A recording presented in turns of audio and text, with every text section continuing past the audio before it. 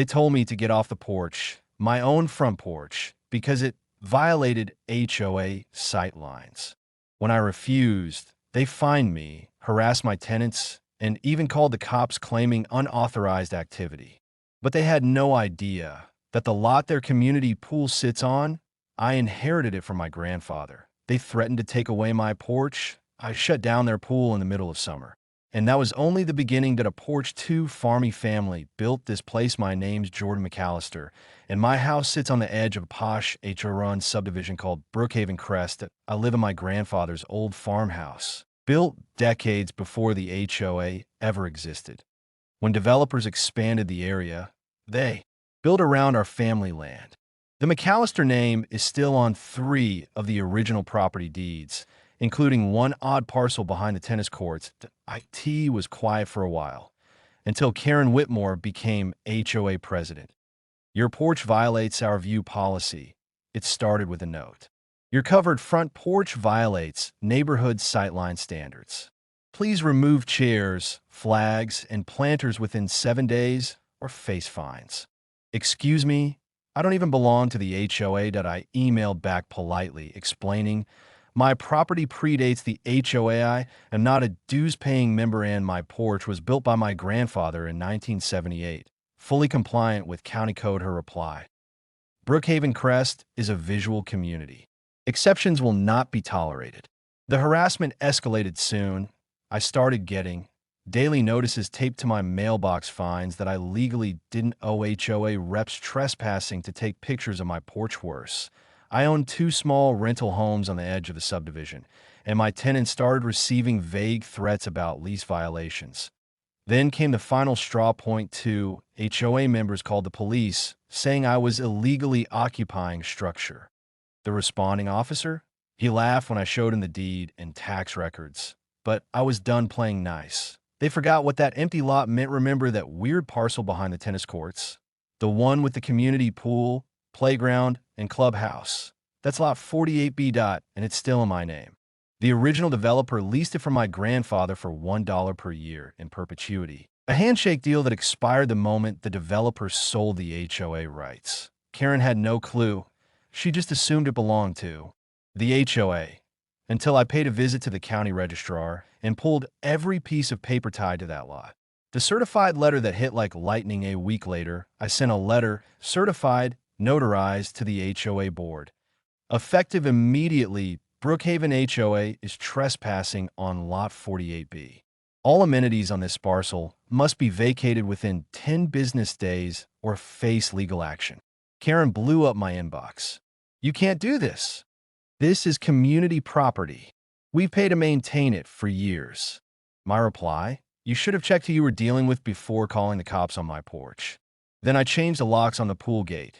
Karen went nuclear, and it backfired instantly. The day after I changed the locks on the community pool gate, Karen showed up on midder step, arms crossed, HOA folder in hand, camera rolling from her phone. You're interfering with community access to shared amenities. We will see you in court. I smiled. Perfect. I'll bring the original land deed, the one with your pool's footprint drawn right on it, and my family's name at the top. She froze. But the next morning, I received a court summons anyway. Karen had filed a temporary restraining order claiming I was harassing the community. Court day came, and I brought receipts in court. Karen showed up with 3 other HOA board members, printed screenshots of our email exchange, and a speech about how community interests come first. My turn. That I presented the original deed showing lot 48B belongs to the McAllister estate, the expired lease agreement from 1994, photographs of my grandfather standing by the then empty field, video footage of HOA reps entering my porch and mailbox without permission, and a signed letter from my tenants showing HOA harassment. The judge glanced at Karen and said, "Ma'am, this HOA has no jurisdiction over this land. I suggest you withdraw your complaint before it gets worse." HOA meltdown begins. Karen didn't withdraw.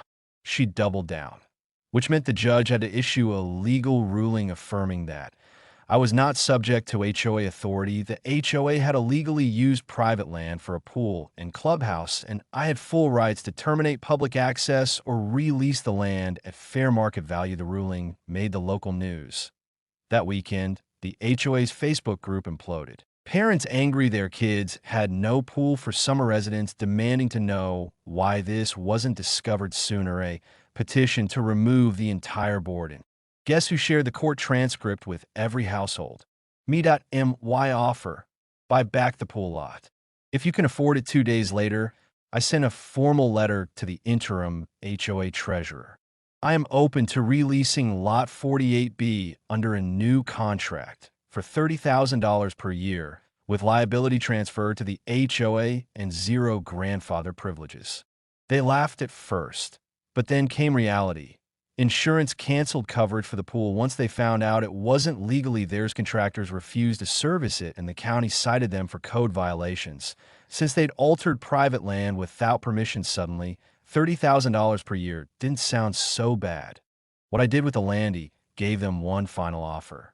$1 lease per year, on one condition. Karen and the current board resign. Publicly. It took them a week, but they did it. Karen's resignation letter was read aloud at the next meeting, trembling voice and all. I acted outside my authority. I apologized for any damage caused to Mr. McAllister and the Brookhaven community. After that, I reopened the pool. No ceremony, no drama, just one quiet new sign. Pool open courtesy of the McAllister family. Respect is non-negotiable. A porch with a view. In respect today, I sit on that same porch Karen wanted gone. Liam and Abby, my tenants' kids, ride bikes up and down the driveway. The HOA, now run by actual neighbors who care about the community. Not controlled at AS for Karen. She moved to a condo across town, where she's now a regular homeowner, under the rule of an HOA she doesn't run. And yes, I hear she's been fined twice already for improper flower boxes. Poetic, isn't it? Final words, they tried to push me off my own porch, but forgot who really held the keys. Now every time they swim, play, or picnic on that lot, they remember the man who owned the land and the patience to let them fall first, like watching HOA bullies sink in their own rules. Smash that subscribe button. More Justice Back stories are coming fast. Don't miss what happens when the tables turn.